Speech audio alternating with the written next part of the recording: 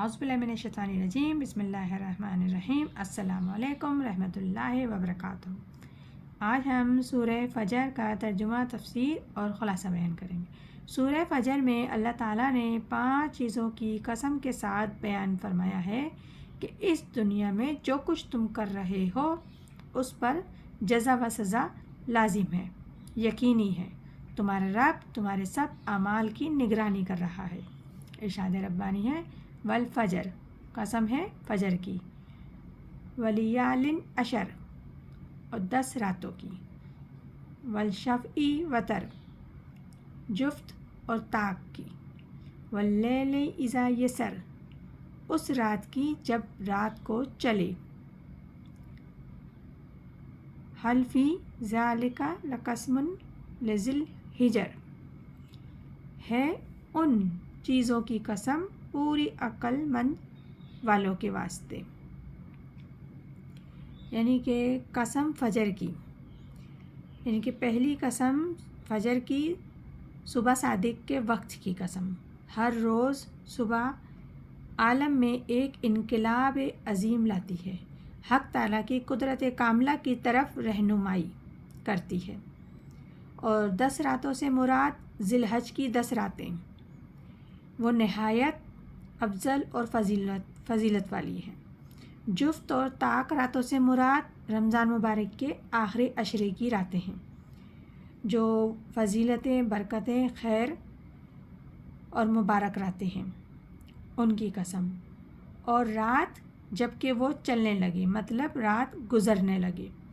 سورہ فجر میں جن چیزوں کی قسم کھائی گئی ہے وہ سب زمانہ اور اوقات یعنی وقت کی قسم کھائی ہے۔ جو بھی قسمیں کھائی گئی ہیں اس میں نشانیاں ہیں اور دلیل ہیں، کس کے لیے؟ عقل مند والوں کے لیے۔ عقل مند والوں کے لیے دلیل ہے اس میں۔ اللہ تعالیٰ نے غافل انسان کو ایک خاص انداز میں سوچنے کی دعوت دی ہے، اور در حقیقت انسان کو غفلت سے بیدار کرنے کی ایک تدبیر ہے۔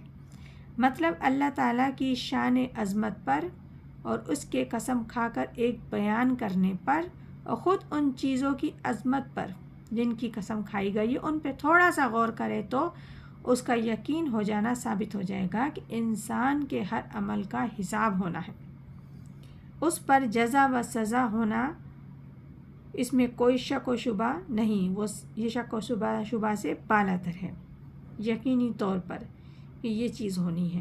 تو یہ اللہ تعالیٰ قسم کھا کے بیان فرما رہے ہیں۔ آگے ارشاد فرماتے ہیں اللہ تعالیٰ، الم تری کیف فعل ربک بعاد، کیا تو نے نہیں دیکھا کیسا کیا تیرے رب نے عاد والوں کے ساتھ؟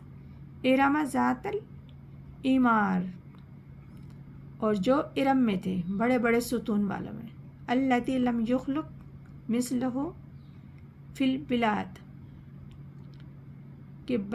کہ بنی نہیں ویسی سارے شہروں میں۔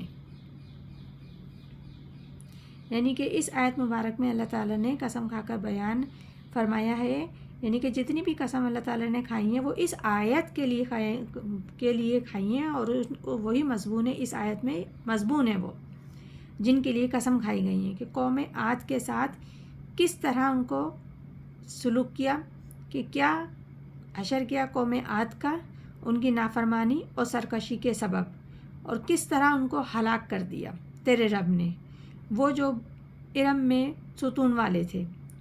ارم قوم عاد کا شاہی خاندان تھا، ارم لقب تھا اس شاہی خاندان کا، اور شداد ان میں بہت بڑا بادشاہ گزرا ہے، اور وہ بادشاہ ایسا تھا، اس کے دور میں اس نے اتنی خوبصورت حسین تعمیرات کرائی تھیں، محلات بنائے تھے کہ اس سے پہلے دنیا میں کسی نے نہیں بنائے تھے۔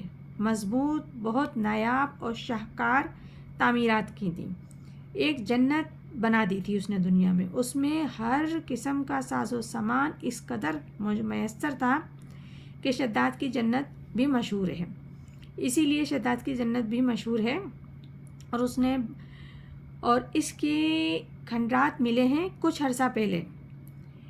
آثار قدیمے کی کھدائی کے دوران کچھ ایسے ڈھانچے برآمد ہوئے تھے جس میں سے اس قوم کے کھنڈرات ملے تھے اس قوم کے جو صحرا کے نیچے دبے ہوئے تھے، اس قوم کے اثرات، اور 30 اس پر بڑے بڑے مینار بنے ہوئے تھے. اس سے پہلے اتنے حسین کبھی نہیں بنائے گئے تھے. اور جب اس کی کھدائی ہوئی تو ان کے ڈھانچے برآمد ہوئے تو لوگوں نے دیکھا، اور اللہ تعالیٰ نے ان کو غیر معمولی قد و قدامت عطا کی تھی اور قوت عطا کری تھی. قوم عاد کے لوگوں کے قد 12 فٹ کے قریب تھے ہر شخص کا، اور اتنے طاقتور تھے اور قوت اتنی تھی ان میں کہ وہ بڑے سے بڑے پتھر کو اٹھا کے پھینک دیتے تھے. یہ قوم طاقت اور قوت کے بل پر دنیا کے وسیع علاقے پر قابض ہو چکی تھی. اسی قوت اور طاقت نے ان لوگوں کو سرکش بنا دیا تھا. قوم عاد کی طرف حضرت ہود علیہ السلام کو بھیجا گیا تھا تاکہ وہ اللہ تعالیٰ کے احکامات ان تک پہنچائیں. حضرت ہود علیہ السلام نے اپنی قوم سے کہا، اے میری قوم، میں تمہاری طرف پیغمبر بنا کے بھیجا گیا ہوں. تم صرف اللہ تعالیٰ کی عبادت کرو، اس سے ڈرو. اور ہر طریقے سے انہوں نے سمجھایا اور کہا کہ اللہ تعالیٰ سے ڈرو. جو تم ظلم اور سرکشی کرتے ہو تو ایک دن اللہ کے عذاب میں گھیرے جاؤ گے. لیکن وہ نافرمان قوم کے سردار کہنے لگے کہ ہم تمہیں نہیں مانتے، اور اگر تم سچے ہو تو لے آؤ عذاب جس کی تم ہمیں دھمکی دے رہے ہو. تو حضرت ہود علیہ السلام نے فرمایا، اب تمہارے اوپر رب کا عذاب اور قہر ثابت ہو چکا ہے، اور ان قریب تم اپنے آپ کو عذاب میں گرتے ہوئے دیکھو گے. تو تم بھی انتظار کرو عذاب کا، میں بھی انتظار کرتا ہوں اللہ کی طرف کے عذاب آنے کا. اور وہ ظالم قوم حضرت ہود علیہ السلام کا مذاق اڑاتی رہی.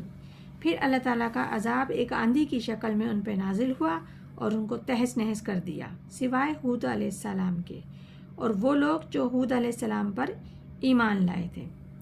تو اس طرح ان کو نیست و نابود کیا. وہ جو اتنی بڑی طاقتور قوم تھی، قوت تھی ان میں، طاقت تھی، جنہوں نے خوبصورت محل، بڑے بڑے محل بنائے تھے حسین و جمیل، جو کہ کھنڈرات کی شکل میں اب بھی نمودار ہوئے ہیں آثار قدیمہ میں. تو ان کو ایک ہوا سے، یعنی کہ آندھی چلی، ہوا سے نیست و نابود کر دیا ان کی سرکشی کے سبب. تو آج ہم سورہ فجر کی 8 صورتوں کا کرتے ہیں. انشاءاللہ تعالیٰ کل مزید اور صورتوں کا کریں گے ترجمہ تفسیر، اور مزید فرعون اور کافر لوگ اور منکر لوگوں کے بارے میں اللہ تعالیٰ نے بتایا ہے. جب انہوں نے سرکشی کی ہے تو اللہ تعالیٰ نے کس طرح ان کو نیست و نابود کیا ہے. چاہے وہ کتنی ہی طاقت رکھتے ہوں، وہ طاقت دینے والا بھی رب العزت ہے، طاقت لینے والا بھی، ان سے چھیننے والا بھی رب العزت ہی ہوتا ہے. تو اللہ تعالیٰ ہم سب کو قرآن پاک بہتر پڑھنے، سمجھنے اور عمل کرنے کی توفیق عطا فرمائے. آمین ثم آمین. جزاک اللہ.